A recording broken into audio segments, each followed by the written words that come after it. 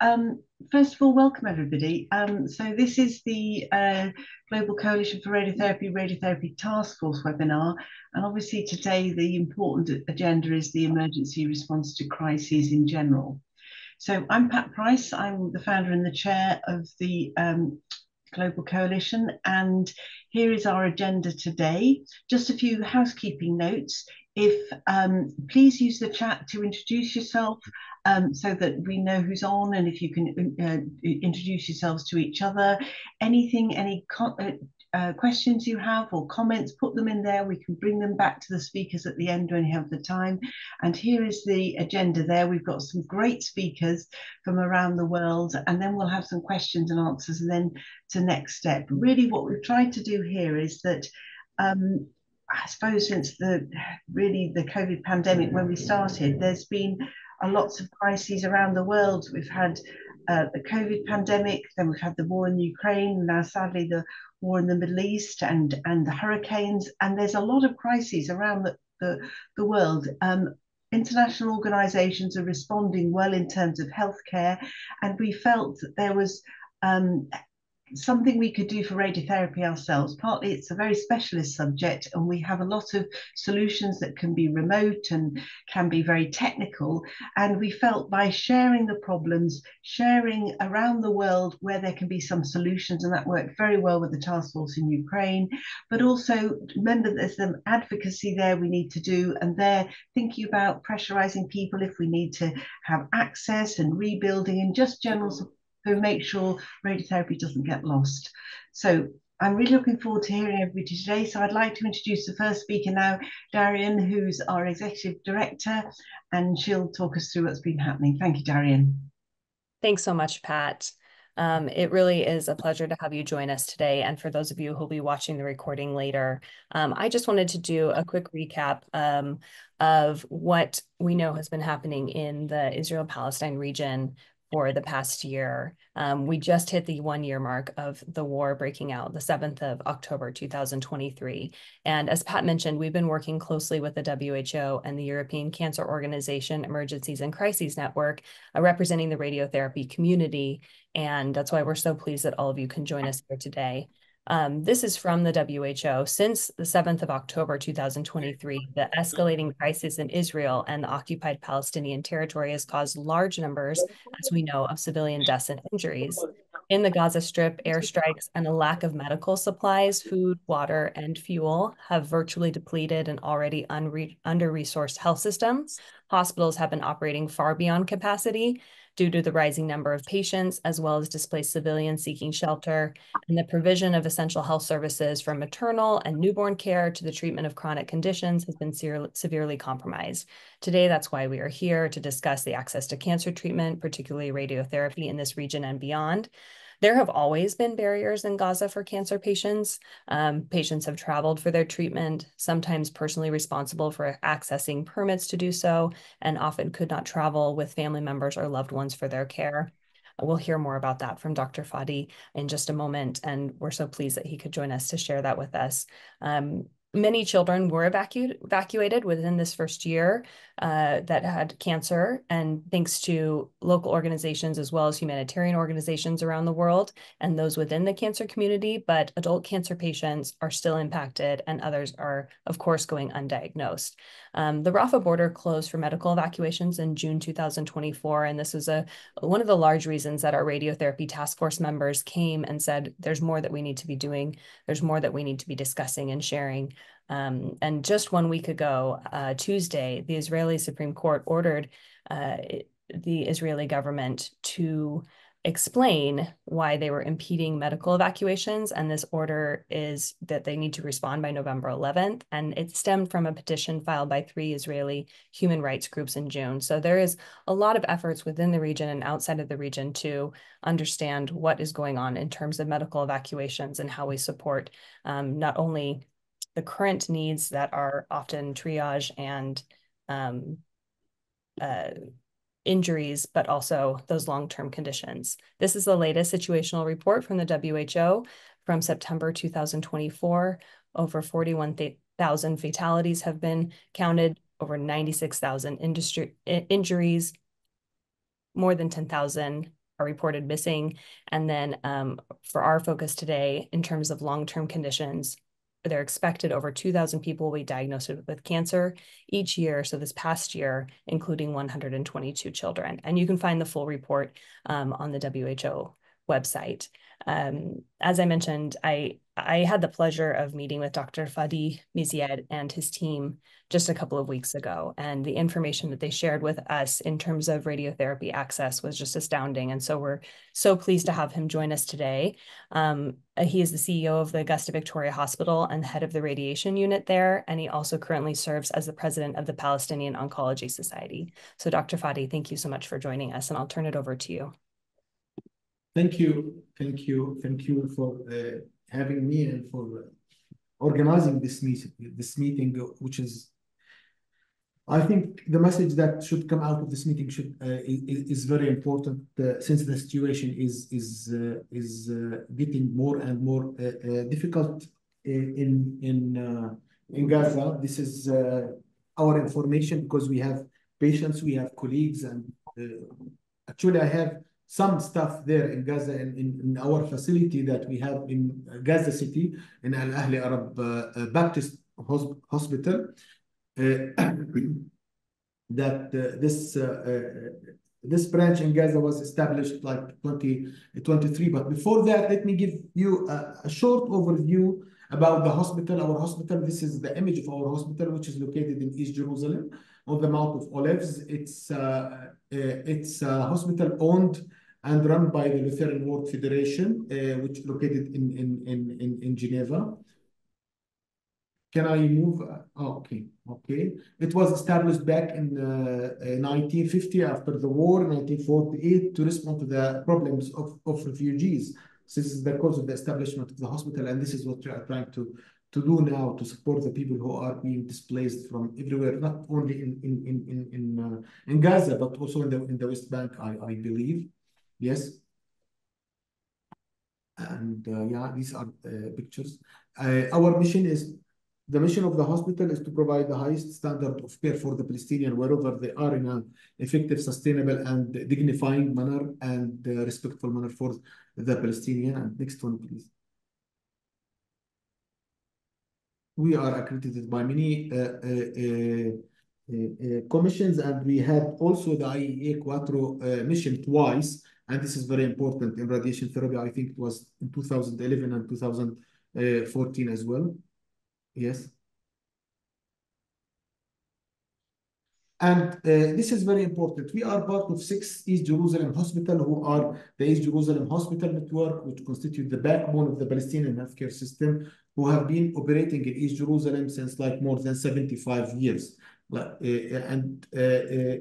Victoria is the leader of this hospital in matter of advocacy and coordination between the different hospital that are constituted a general hospital, Al Maqasid, another Red Crescent, St. John, St. Joseph, and Princess Basma Hospital.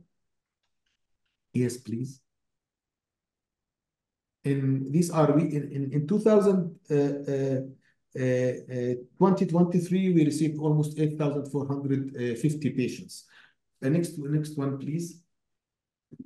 And since we are the main cancer center for Palestinian in East Jerusalem that provides the comprehensive cancer care, we are also delivering a high portion of our treatment as outpatient, like radiation therapy, daily sessions of chemotherapy, hemodialysis, and pediatric hemodialysis, pediatric chemotherapy.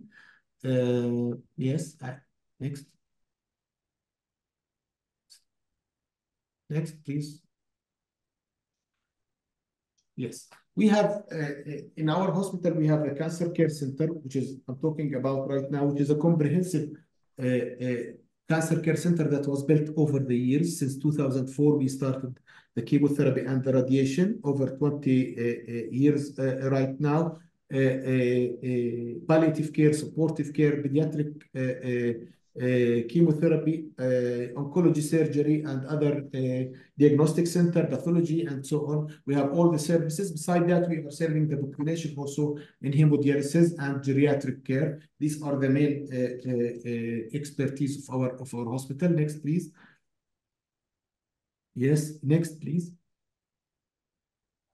Next. Yes.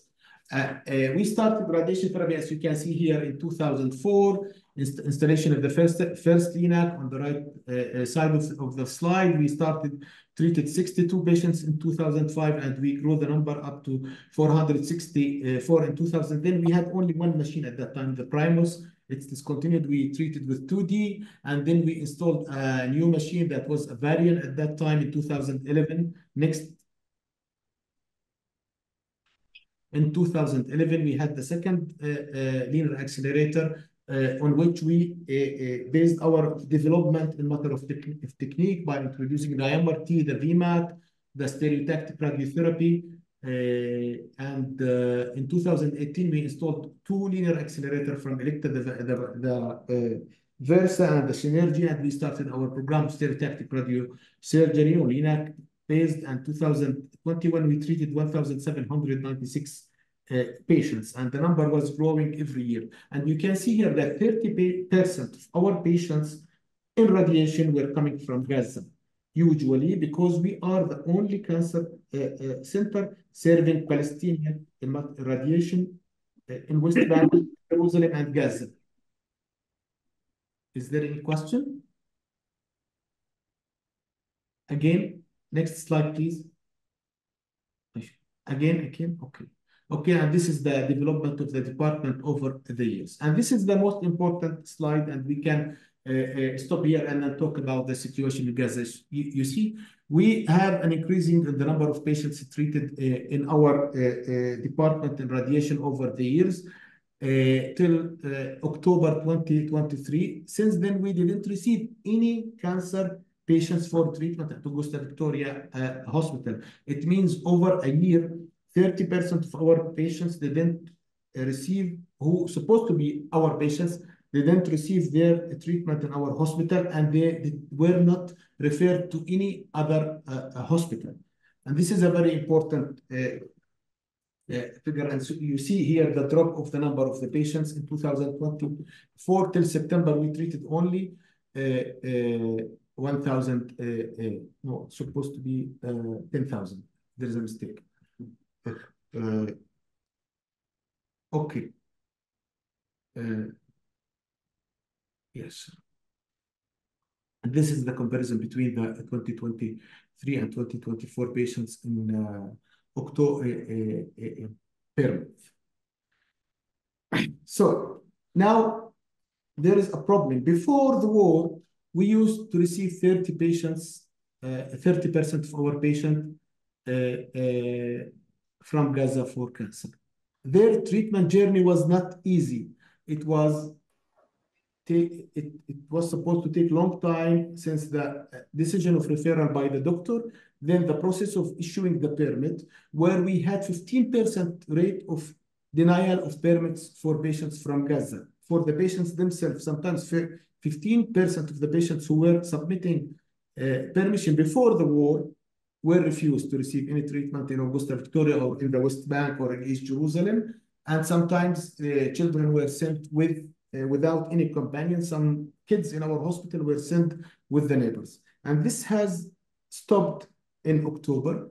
In October 7th, since October till today, we didn't receive any cancer patients from Gaza. On our list, we had almost 82 patients who were ready for treatment after simulation and planning, and they were supposed to come in October, November, and December to start their treatment, but they were not allowed to come. And since then, we were starting our advocacy to allow patients anyway out of Gaza because of the attack that was against and still continuing against the health system that is actually destroyed right now. It's not, it's totally destroyed. Much of the patients are not receiving the basic treatment that they should be receiving, not only cancer patients. So the dimension of the problem with cancer patients is huge. At the beginning of the war, we had almost 10,000 cancer patients who were diagnosed with cancer in Gaza. Part of them were on follow-up, part of them should be receiving active treatment, and part of them should have received radiation. They didn't receive any treatment. Even after the implementation of the referral system by the WHO that allowed few thousands of patients overall to be transferred outside Gaza, to be evacuated from Gaza since before the closure of Rafah crossing. So this process was taking too long for cancer patients. And the focus at the beginning was not on the cancer patients. It was on the injured, on the kids, and other needs. Then came the radiation and the cancer patient to be referred to be referred outside of Gaza. And since the closure of Rafah, I can say that there is maybe maximum 1,000 patients were evacuated from Gaza through the Israeli crossing, through the airport to United Arab Emirates, to Jordan. Some people were evacuated to other European countries, very small numbers. I mean, 10, 20, and 15. The last bigger evacuation was a few months ago. It was about 250 patients of different diagnoses, not only cancer patients, who were referred to United Arab Emirates through Ramon Airport in cooperation with the WHO. The first evacuation, we were there. The second, we were not helping in transportation of the patients. There is no infrastructure in Gaza now for any cancer treatment except few locations where you might be able to prepare some chemotherapy. The drugs are not available. The expertise are not available. Part of the medical staff were killed. Part of them were displaced to other places. For example, I have doctors like pathologists and radiologists who are displaced to an area where they cannot support anyone. There is no hospital, while our facility is in the north of Gaza. And the infrastructure is not distributed very well. The main cancer care center in Gaza was the Turkish hospital that was supposed to be the location for radiation therapy in the future. And now it's occupied by the Israeli army. It's in Netzarim, that separates the north of Gaza from the south of Gaza. So 10,000 cancer patients didn't receive any treatment and didn't receive. And now there are supposed to be 2,000 patients who should have been diagnosed over the last year, because on a yearly basis, we have 2,000 new cases in Gaza and almost 500 in the West Bank, accounting to 5,500 new cancer cases among the Palestinians between West Bank, Gaza, and East Jerusalem. So 2,000, supposing that 50% of them are in need of radiation therapy. So that's at least 1,000 new cases of cancer patients who are in need of radiation. We have been advocating the evacuation is refused by the Israeli. The transfer of patients to our hospital is being refused and denied. Every time we are asking for that, there is no window to establish radiation therapy now in Gaza. You know, it's war maybe in the future, I hope. But what I suggest we can do here is to make stronger advocacy on behalf of these patients, on behalf of our colleagues who are in Gaza, who are helpless, who are seeing the patients suffering without being able to diagnose them, even the biopsy there. You know, one of the major problems in the north of Gaza, because I have staff there, was the lack of core needle biopsies and the lack of basic stains to diagnose people with cancer. While you see, you know, it's an abdominal mass or a colon cancer or a breast cancer or lung, but you cannot even diagnose them. So what they are doing is trying to treat them without diagnosis, sometimes based on the clinical data, on the radiological images, to give what do they have. For example, we were able to send some hormonal treatment and capecitabine to the north of Gaza, and they are giving the breast cancer patients who have the hormonal treatment and sometimes some Xeloda in case they need of chemotherapy. This is the maximum we were able to do for the last 2 months before the invasion of the north of Gaza Strip. So again, we don't know what happened with the 10,000 patients. Part of our patients passed away. very few percent, I think less than 2% were referred outside to hospitals in Turkey, in Egypt, in United Arab Emirates, and another country for cancer treatment, on Jordan, US, and I don't remember all the countries, and the majority of them stayed in Gaza, and we have also the problem of the new cases that we are facing right now, and trying at least to guarantee some diagnosis for them, to try to have some repertoire where we can take the patients and ask to evacuate them. What I believe is the evacuation process that is now and what's being allowed by the Israeli, it's like a drop in the ocean.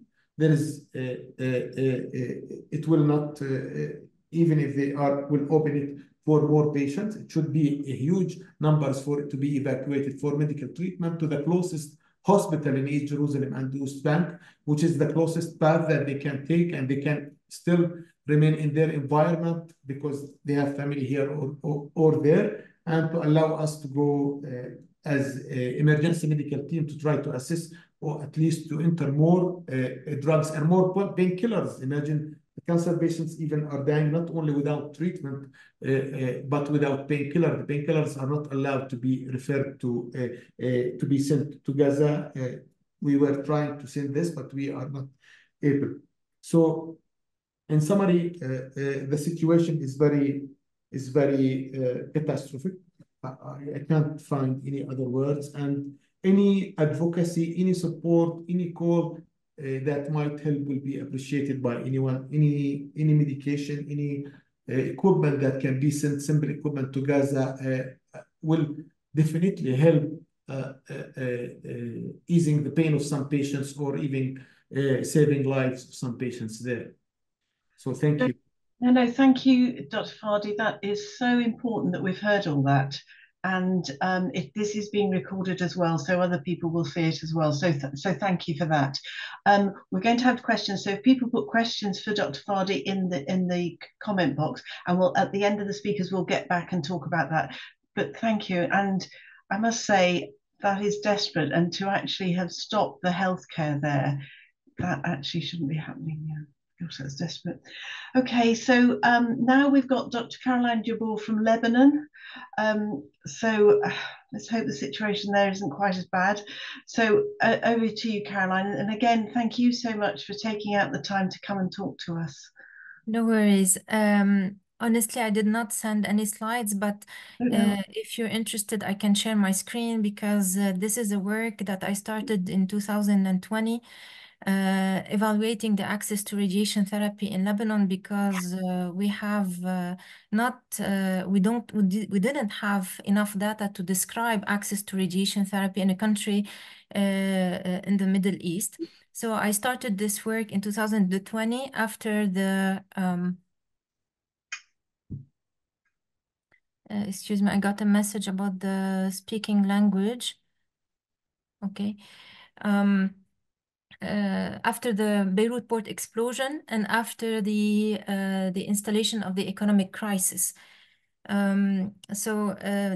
Describing radiation therapy access in Lebanon is, I think it's a model, because we have a combo of different crises. We have the refugee crisis, we have the economic crisis, the explosion, and now the war. Can I share some slides? Yes. Yes, if you can. Yeah, thank you. Yeah. Okay, so this is the presentation I presented at MESTRO, the Middle Eastern Society of Radiation Therapy. It's been 3 years now. We're organizing events in Saudi Arabia, and each year I present the radiation therapy. I will be very quick just to give you an idea, because so Lebanon, we have 6 million people, almost half of them are refugees. Almost 1 million Palestinians, 2 million Syrian refugees, and the other are Lebanese citizens. We have an incidence of 11,000 new cancer cases per year, but we know that it is higher. It's around 18,000 cases, but our National Cancer Registry has stopped working since 2016. This is Lebanon. So the war is here in the south, but you hear that Israeli attacks are being all over the country. We have almost 13 radiation therapy units in the country. All major are centered in Beirut in here. So we have regions like the north, like the east part of the country on the border with Syria, and in the south we don't have enough radiotherapy machines and radiotherapy units. So every cancer patient, to have a good quality radiation therapy, he must commute every day for at least 1 hour or 2 hours to get his treatment. More than 90% of the centers are private, and this is something that helped us to be resilient in face of all the crisis we faced, because 90% of our healthcare system is based on private sector. So we are almost 15 to 16 radiation oncologists, but we have a severe shortage in number of medical physicists and RTTs. And this was the major impact of the economic crisis. It was on the manpower, especially on the manpower, and not on the infrastructure, because we have a very good infrastructure of radiation therapy in Lebanon in terms of radiation therapy units and number of machines. We are able to deliver IMRT, SRS, SBRT, and all kinds of treatments. We have one unit of brachytherapy. We used to have 3 units of brachytherapy, but after the crisis, 2 out of 3 has closed, and we don't have proton therapy. So the major impact of the crisis, which the onset was in 2019, was the severe shortage in medical physicists and dosimetrists. We have a good age profile of our machines. I will skip this. Now, what about the access to radiation therapy? So these numbers are my research. They are not published yet, but I started back in 2017 into the end of 2023. We used to have almost 40% of radiation therapy access. Our honeymoon in radiation therapy was the year of the crisis, 2019, 2020. We reached almost the 50% threshold, but then we got a severe drop after the crisis. But these numbers are biased because we don't have an accurate estimation of the incidence of a number of cancer cases per year. We estimate that those numbers are higher than they are in Globocon or other sources. Those are the number of my institution, because we have the largest radiation therapy center in Lebanon, and we treat almost 1/3 of the patients of radiation therapy. Just to show you the variation of the number of radiation therapy, because this is very important to evaluate the barriers to access to radiation therapy in a country like Lebanon. So we had a very important referral up to 2019. Then we had the drop secondary to the COVID, to the port explosion, and to economic crisis. And then we had an increase in referral to radiation therapy, because the radiation therapy was the salvage treatment after the shortage of chemo, immuno, and targeted therapy. So the chemotherapy was a direct impact, had a direct impact from the economic crisis, because treatments like immunotherapy, targeted therapy were no longer available for patients. So I will give you an example. If a patient with a non-small cell or a small cell lung cancer treated with Tecentriq and with no evidence of disease for 3 years, now we have a shortage of Tecentriq for 2 months. He came back with brain metastasis or relapse in the lungs. He was referred to radiation. Whether this patient, we do not treat him back in 3 or 4 years before, because there was a bias. All medical oncologists were using first line, second line, third line treatments, and very costly treatments without referring to radiation therapy. And that's why here I had a mapping of the barriers that we had in Lebanon, why we didn't have or we did not reach before 2019 the threshold of 50% of referral to radiation therapy. And it was mainly because of high out-of-pocket to be paid for the patients. So we do not have a proper coverage for radiation therapy treatments. We have a low referral to radiation therapy because we did not have national guidelines for oncology practice. So the high out-of-pocket and the lack of public transportation in underserved areas, because you have seen before that all the radiation therapy centers were mainly located in Beirut. After the crisis, we had an increase in poverty and unemployment rate, so we had lack of coverage, but we were able to maintain a good referral to radiation therapy, and this was mainly due to the impact of the private sector, the intervention of the private sector. We had, for example, a fuel crisis, so a lot of patients could not make it to hospital on a daily basis to take their treatment because they cannot pay the fuel to get to the hospital. And now I can say almost 5 years after the crisis that the crisis for radiation therapy at the short term had a very positive effect because it helped us to shift very fast to hypofractionated regimens in order to deliver treatments with less cost to the hospital and to the patient. We used maybe more green energy, solar panels, etc. We had several techniques in terms of recycling masks, etc., in order to lower the cost of the treatment. And we had the referral to radiation therapy, more palliative patient, more oligometastatic patient referred to radiation therapy instead of using third and fourth line of systemic treatment. So here I made a sustainability roadmap in term for radiation therapy services, because we have all over the area and even all over the world the crises that could impact the access to radiation therapy. But I never have thought that maybe 1 year later I would be talking about the impact of war in Lebanon. And this has a different profile of impact on the access to radiation therapy. And I have some bullet points just to tell you what was the impact on the last month because of the war. So we have endangered infrastructure, because if we go back to the map of Lebanon,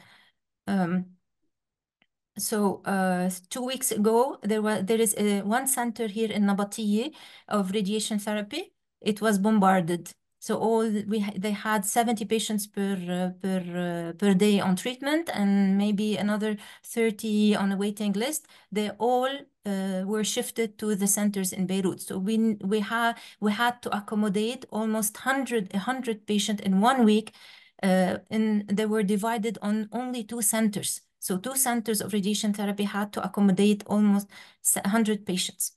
We have the displacement of the population. So we have maybe 1 million Lebanese citizens were displaced from this area, and they were distributed all over the country. So we have an increase in demand for oncology care and especially for radiation therapy services. We have also the displacement of the medical professionals. So I have my RTTs. My hospital is here, so near Dahi, near the area, the southern suburb of Beirut, which is attacked on a daily basis. All my technicians live there, so they were displaced. And we were worried they will not be able to come to work every day. So we gave them rooms at the hospital so they can be able to stay and to sleep safely in the hospital. But on another side, we're not able, or I am not aware of any kind of policy that was put in order to ensure the safety of the patient. We ensured the safety of the professional, but we didn't ensure the safety of the patient. We have also a discontinuity of the care for the displaced people, not only for radiation therapy, but also for other kind of treatments. For example, I have a list of maybe 10 or 20 patients that they didn't come to treatment after simulation. And when we called them, they were in Syria, in Iraq, in Iran. So they even left the country, not only to another part of the country, they left the country. And this is very problematic in order to do the needed job to relay, to contact their doctors there, to send the files, and to assure that they will follow their treatment there. We have another problem also, because now Lebanon is labeled as a high danger area. So we had two departments, for example, in Clemenceau. We are working on an update and an upgrade for example, our softwares. This update and this upgrade has been postponed because the maintenance team and the application specialists are not allowed to come to Lebanon to do the work. The American University of Beirut have recently purchased an Ethos and a TrueBeam, but they are still in boxes because there's no team, no engineering team that are allowed to come to Lebanon, and we don't know for how long. So this is another supply chain disruption. If we have any problem with any tube, any cable, it's a disaster, because it's a downtime period of around at least 10 days to get the stuff, the pieces that we need to in order to finish the treatments. We have financial constraints because now the funds that were allocated to cover some of the treatments by the Ministry of Health, some of the radiation therapy treatments, they are now diverted and they are shifted to the more important and more urgent matters, like you have heard about the pager incidents. Well, in the pager incidents, I will give you an example. In 1 hour, the ER department in my hospital has received more than 200 injured in 1 hour, and they're all severe injuries. So there wasn't a discrepancy between injuries, so the low injury, the very mild injury to severe injury. They were all severe injuries, like loss of eyes, loss of limbs, etc. And the hospitals were or had the duty to take care of these patients and to do their surgeries for free. And now the Ministry of Health will shift the money that was allocated for radiation therapy or for oncology care to cover these surgeries and these long-term treatments. And we have also the problem of the patient access mobility, because we have also danger while going on the roads. We are not able to ensure their safety. For example, I live here.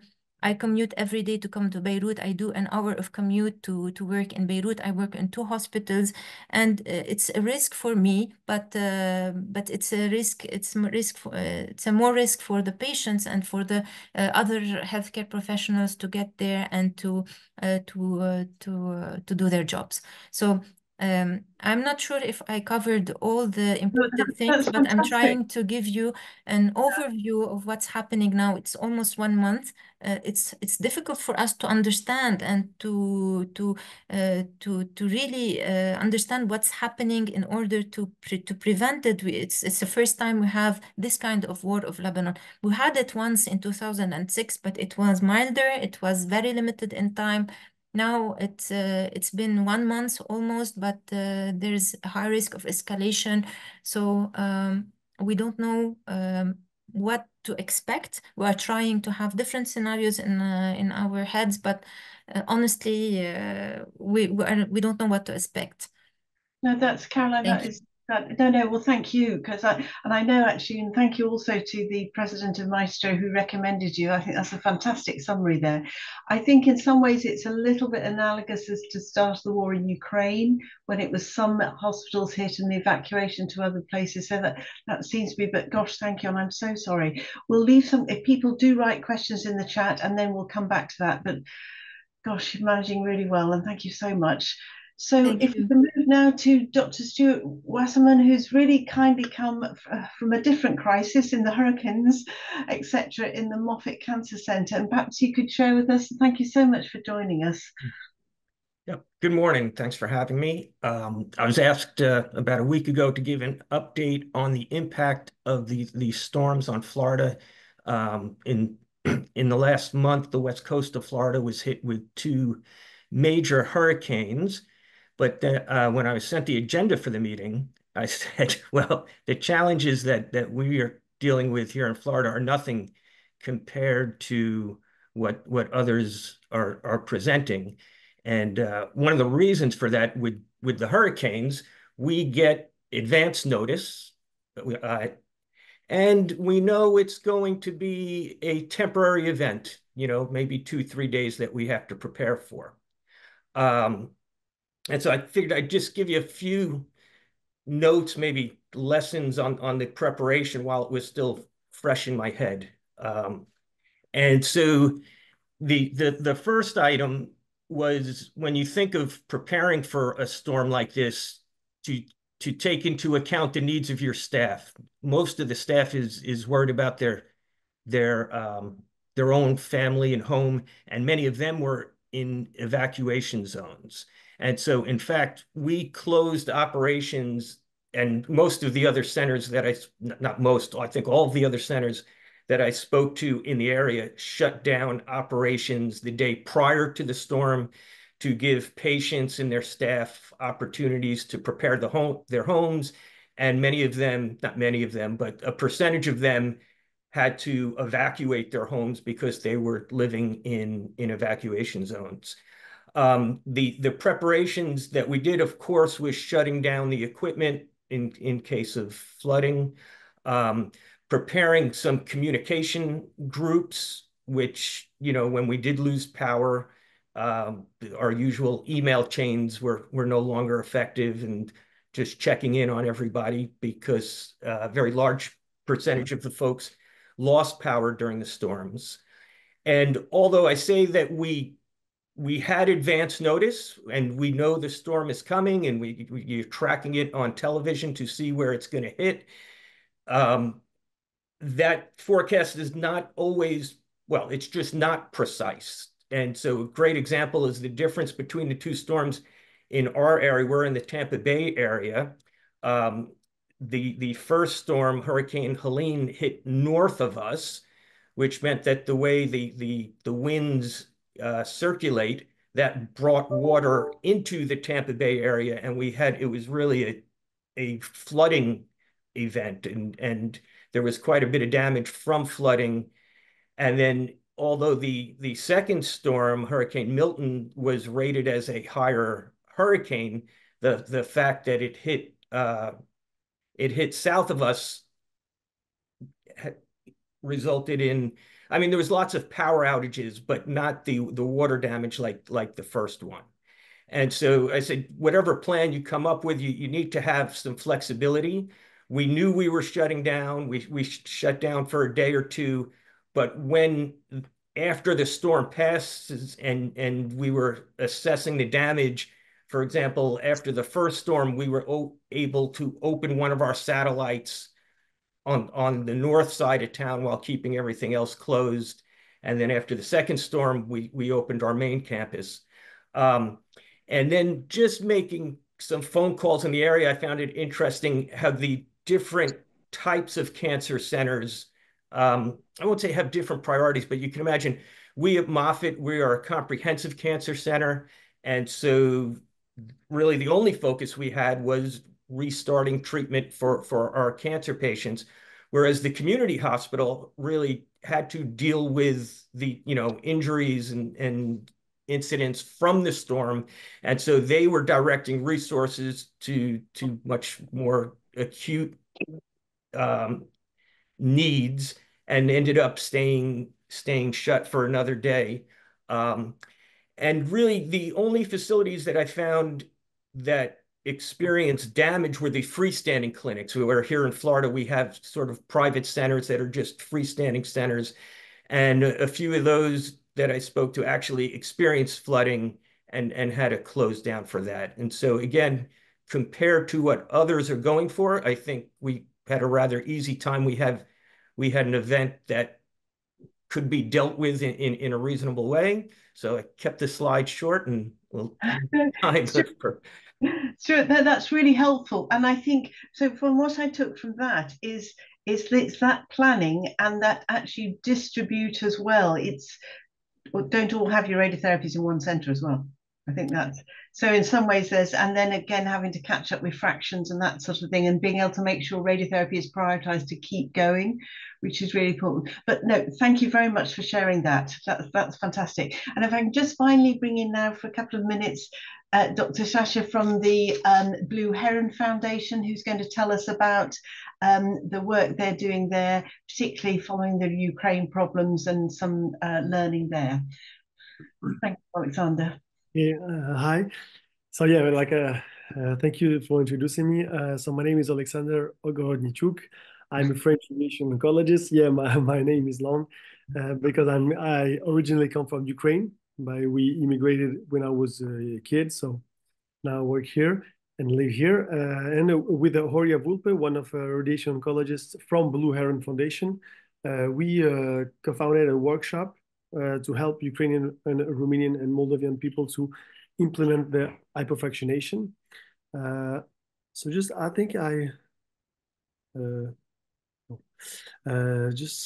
think I sent you just my flyer. Maybe you can show it a little bit about the hypo. And we just wanted to explain you what do we do and what we try to do. So we noticed that with the war, a lot of Ukrainian patients had to travel to other countries to treat them. I see like in the others countries now, unfortunately.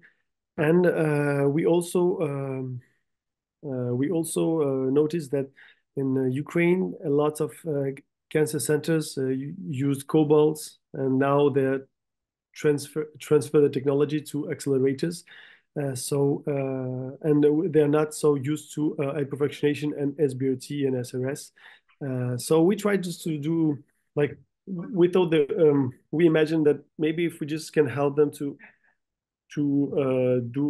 gain efficiency on the machine or on the centers, maybe it can be a first step before going to SBRT and SRS. But we can first speak about hypofractionation. So we team up with a lot of experts from Paris, from UK, from Australia, others, to join like our forces and to prepare something. And so this is the speaker. So we organize our workshop on 2 days, like on two just evenings on October 28th and November 4th.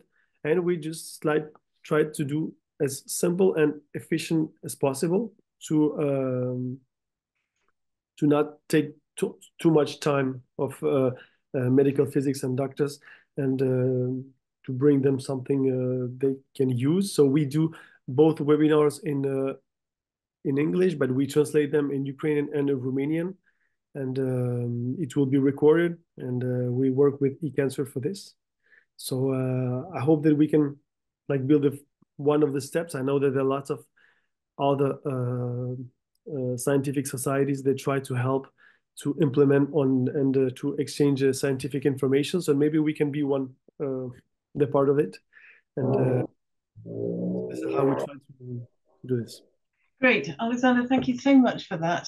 And it's important, I think, because there's been a lot of learning from Ukraine, hasn't there? There's been a lot of learning about networking, about rebuilding, about exactly. Exactly. This is why we have also two Ukrainians that will explain how they live during the war and how they try to continue the job. Like one medical physics and one radiation oncologist who will explain how the centers were attacked also, and they how they like survived and how they continue to treat the patients. It's very interesting to have the experience.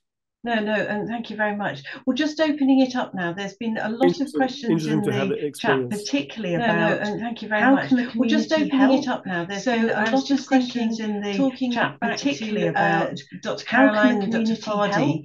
So what can the community do to help? There's a number of things we tried to help with Ukraine. Is there anything specific you think that we could do now? It sounds about advocacy is really important to tell the world what's going on as well.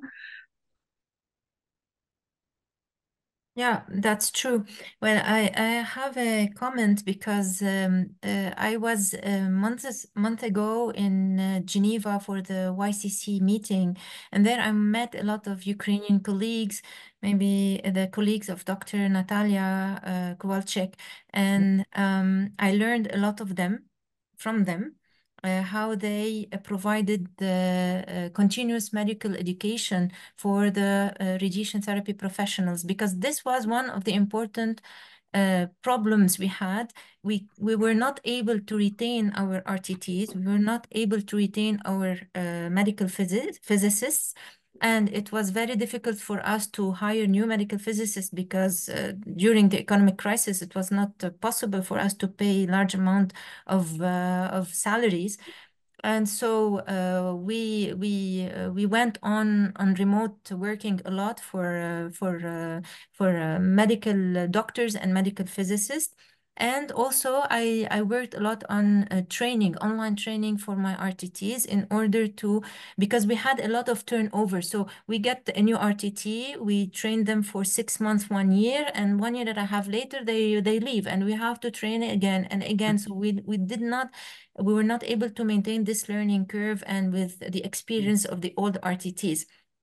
And I think and the Ukrainian colleagues told me about online platforms, and they shared it with me that they give free webinars, free talks, free resources in medical physics and radiobiology, and for RTTs that were very useful.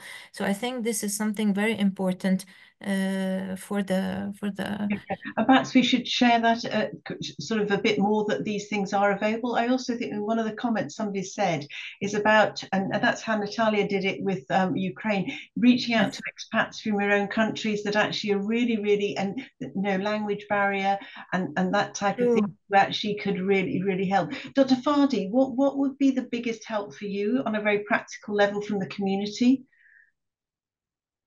The advocacy on our behalf, because we are not there on the ground in Gaza, so that to do anything. So the advocacy and highlighting the issue is as much as we can is the most important thing. We wish that we can end the war today, before tomorrow, now, before after 2 hours, but this is not in our hands, and it will help us all. But this is mainly the advocacy. Another thing that I can say about us here, that how we coped. We are living in crisis. It's not a new issue. It's ups and downs, but we have been operating since 2004. We started with 1 machine, and we are still the only radiation center, and we did a lot in order to be able to accommodate for, let's say, 80% of the needs. And actually, we were working 3 shifts per day. 3 shifts. We worked till midnight, and now we are installing the 3rd machine. We had a problem bringing the team to install it right now, but we were fortunate that we pushed the company, and at some point of time, they were able to bring in engineers, and they are locked in my hospital working on installing the new machine. But regarding the RTTs and the physics, what we did here, and at the beginning, we had core team of radiation therapists who didn't leave the hospital, and we supported them. We gave them a little bit better salaries so that we can have this core team who can train anyone who comes in and out. So around this core team, we have a high turnover, but we still have our main team so that they can train the radiation technician, because the turnover and the lack of technicians is really one of the major problems, because we started this, and there is no other schools in Palestine to train these people but Augusta Victoria. And for the medical physicists also, we did the same. All the medical physicists were trained in the hospital. We started with one who had a PhD, who trained others, and we supported them big time in matter of conference, with better courses and online education, and in travel when the situation allowed. And again, we have 3 medicals. We have 5. 3 of them are core team who are doing the quality assurance, who are training and others for planning, and we brought two technicians and we trained them for planning and became dosimetrists in our case. And this is how we tried to respond to the need. So this is part of our experience and how we cope with the situation. I hope in the coming future, when we have 3 machines all operating, functioning, we will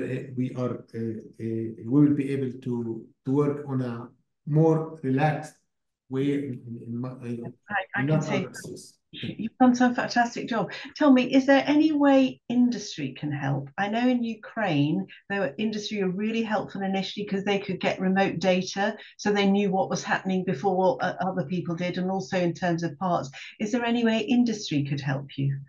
I suppose more for Caroline in Lebanon than obviously yourself. Yeah, I wanted to ask this to Alexander, because for now, industry people did not reach for us to try to help. But I wanted to know, in Ukraine, how did they help? Did they provide a fast track, for example, for providing spare parts for machines? Because now this is our main problem. If I have a problem on the machine, it will be a very long downtime to afford for the spare parts and to assure that the machine works in a very short delay. So Alexander, you've got some information there, Alexander. So I'm working with one of medical physicists, Ruslan Zelinsky, and yes. This is will be one. Yeah, he's everywhere. So he's a really good guy, I think. But yeah, I know that Alexa, for example, they made a partnership. Like, they sold 15 accelerators last year to Ukrainian government, and I tried to reach to them, but just to know. But I think to to do the maintenance. How do you say it in English? I don't know. Yeah, if something wrong with the machine, how do you repair it? Yeah. The maintenance, yes. Yeah, the maintenance. Yeah. So they provide the maintenance also, because you can. Because I don't know what I saw on the TV. I know now it's very hotspot in Lebanon and everything, but now in Ukraine, people travel, like they can go to Poland, and then with the bus they travel to Ukraine directly, so they can go to the centers, and they have they can reach to the centers. Yes, and I think remember, Caroline, the Global Coalition is made up of all the radiotherapy community, so that's industry as well. And in fact, I remember Alexander, right at the beginning, they helped very fast with their lawyers getting a compliant thing across Europe so data could be shared and those sort of really practical things. So I think we must look to our industry colleagues as part of radiotherapy, and they will be able to help, I'm sure. Yeah, I know, but I'm just trying to figure out, because I don't know in Gaza, Dr. Mizid, but you have like an embargo, so it's difficult to go in and out. And now, for example, now in Lebanon, they are threatening to hit the airport, and once they hit the airport, we are completely isolated in order to get things in and out of Lebanon. This is very problematic. We're not there yet, but we are trying to figure out what to do. Yes. And what we did before the war, and even when we were negotiating the companies for the linear accelerator, we pushed them and we asked them to increase the number of spare parts that are here stored in the West Bank and near our hospital, because we created a kind of a hub for some spare parts who are usually the most needed. It was based on a study that what were the most common breakdown causes, and so we have some of reserve in the company here for the spare parts, and they are promising to increase this amount in quantity and in the number of spare parts needed. And I think, I don't know, because we work with Electa, I think also they have a hub in Dubai, which can be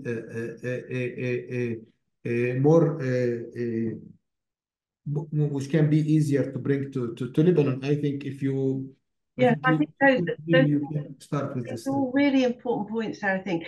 Now, I'm sorry to stop the conversation, but we will continue this conversation. There's lots of help coming through in the chat here. We'll be in touch afterwards, and let's really see where we can go. Darren, I just think you had one last slide about next steps going forward, because we won't leave this. We will help, and we will try and do what we can. So, Darren, just over to you to close it out. Yeah. Thank you. And I just want to thank everyone who came to present. So many important ideas brought to the table, questions, and obviously needs for support. We wanted to share with everyone, and we'll send this out to everyone with the recording. So we do have that hyperfractionated radiotherapy in practice course that was mentioned by Dr. Olasander happening the 28th and the 4th, and that is available for everyone. Then also during London Global Cancer Week, there will be another Cancer in Conflict Spotlight, and Professor Pat Price will be sitting on the panel for that. Dr. Susie Stanway is with us today, and she's co-convening the London Global Cancer Week, also free access to everyone. And then Mestro, Dr. Caroline, and as you mentioned, that Congress is coming up the 27th through the 29th, and that is free registration as well. So these are great opportunities for education and training. As Professor Pat Price mentioned, we are part of the ECHO Emergencies and Crisis Network, and we're supporting the WHO Emergency Committee and are working on gathering the data to help with Ukraine rebuild post the war.